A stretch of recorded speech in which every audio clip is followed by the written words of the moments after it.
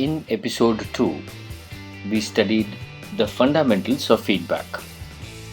We did a self inquiry by asking questions like why feedback? What if it is absent? Whose need it is? Who to satisfy it? What is the goal post?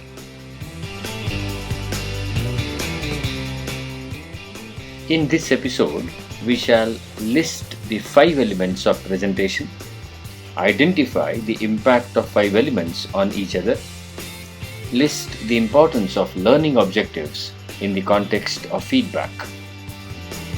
Okay, now let us pay attention to very important part. Before even giving the feedback, I am sharing one slide over here. It's a recipe. Basically, whom we speak with, we interact with people. And now I'll be drawing some conclusions. Now, conclusions are based on your insights that you have given to me so far. You said communication, interaction, dialogue, etc., etc., etc. Whom are we interacting? We are interacting with people, right? People have their demography. They come from different countries, they have different religions, they have different culture, they have different psychological aspects, competencies, and so on and so forth. But that's not enough. When we interact with people, of course, the feedback that I'll receive is from people because I'm interacting with the people. But is that all? No. I have a specific time. The geography, the availability, right now I've been given some time, some minutes, and you will be given 15 minutes, 10 minutes, 5 minutes, whatever it is. So, time. There are methods. Now, when I'm communicating with people, right now, when I'm communicating with you, I'm using, at least so far, I have used one method of interactive discussion, questioning, close-ended questions, open-ended questions, convergent questions, divergent questions. So that is the method that I use. Right now, I have changed the method. I have changed from interaction to lecture it because now I am using the slide. So there are people to whom I am interacting. I need to be aware about the time and the duration both. Time means it's India time 4:15, 4:17, 4:18. It's a geographical time. And then the availability is the duration. How much duration do I have? So this is the third part. Fourth part is all about what is the tool that I'm using. If this would have been in person, the things would have been different. The entire opening would have been different. The discussions would have been different. The methods probably I would have used is different. Right now, the technology that we are using, the tools that I'm using is Zoom interactive session, where you can speak, you can interact. The core of the end presentation lies with learning objectives. I wouldn't know whether you have been exposed to this particular portion earlier. Even if you don't, you can learn this. And down the line, if you get exposed, nothing like it. Whenever I communicate, whenever I want to present, whenever I express, every expression except chit chat on the college canteen, even then we have some objectives, either known objectives or unknown objectives. But when we are presenting something, I must know what is that I want to achieve at the end of the day. What is that I want to achieve at the end of the session. So unless I am ready for it, whatever feedback that you give it to me, I will not understand because what is the value proposition of the feedback to my objective? At the end of this particular session, participants shall be able to list at least one advantage of seeking feedback. At the end of this particular session, participant shall be able to restate 4 types of feedback.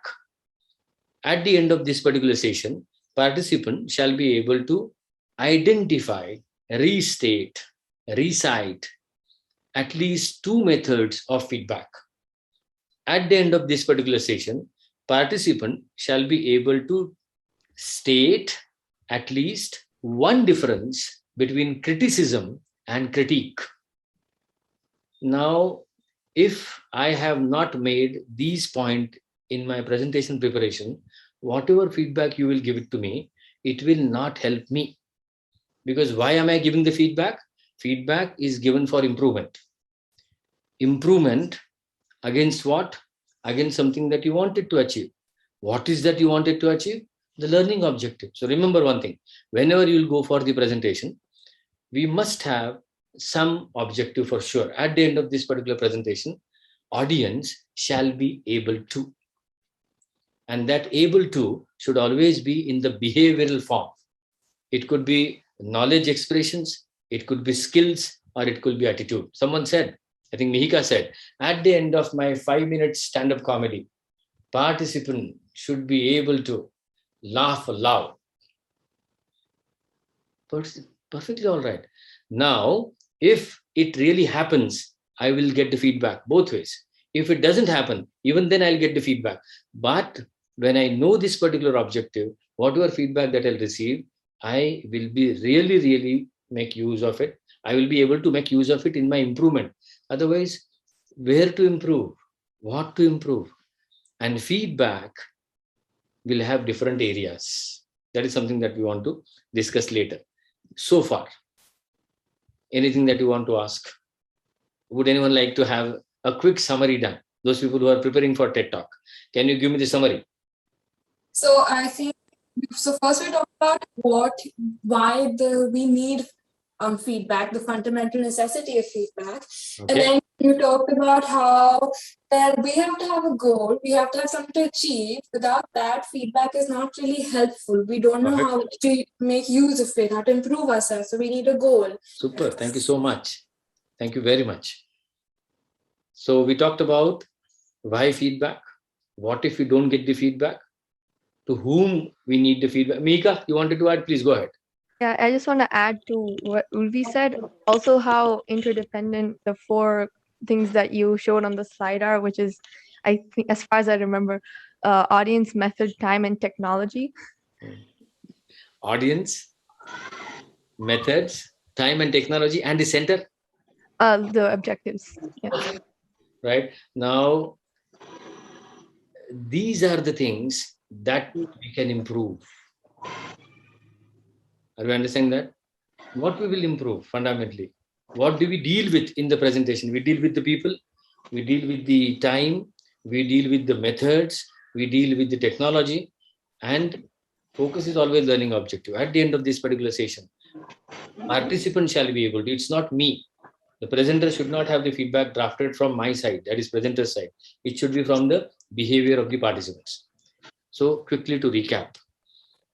So now this time I'll do the recap. First thing we said, why feedback is necessary. What if we didn't get the feedback? Why feedback is necessary? You gave some super answers. It helps interactions. It improves the learning. It helps me expressing something that I want to express. What if I don't get the feedback? It might cut the communication. It might stop the communication. It might create some misunderstanding between 2 people. It might break the relationship. Okay, then why the feedback is important? For these 2 reasons. Whom the feedback is important? For the one who has started all this thing, that is speaker. Perfect. Now, entire expression has 5 parameters in it. One is that expressions, interactions happen amongst people. It has its own time and the duration.